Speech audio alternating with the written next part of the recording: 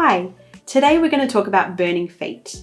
Now, burning feet is such a common, painful condition that a lot of people experience, from the young right through to the elderly. So why do we get burning feet? Now, there's a number of reasons why. Sometimes it's just because of the way we walk. So the way we walk, we tend to put more pressure and load the ball of our foot more than anywhere else. And sometimes it can be in certain joints in the ball of the foot. So it might be the first or the second or the third joint.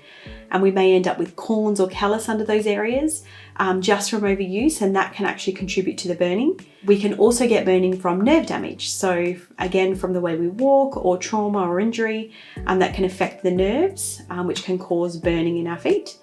We can develop something called neuromas, which is when we get a tumor or a growth around the nerve, and it actually affects sensation and burning down to the toes.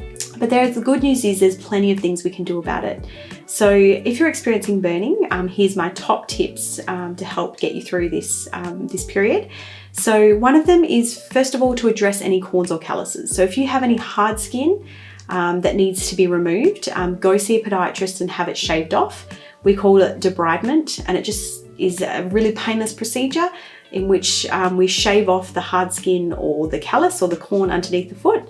And that can actually provide immediate relief sometimes to those burning symptoms. And in some cases, the burning symptoms are actually much deeper. So we have to address the way you're walking. So we have to look at, are you rolling in too much? Do you need more supportive footwear? So we need to look at, to make sure you're wearing supportive shoes and possibly some insoles. Now you can often try some off-the-shelf ones like our ones, or some other off-the-shelf ones that you want to try to help offload some of those pressures and see how you feel. And if symptoms persist, we always encourage you to see a podiatrist, but it is always, helpful to try a few things at home.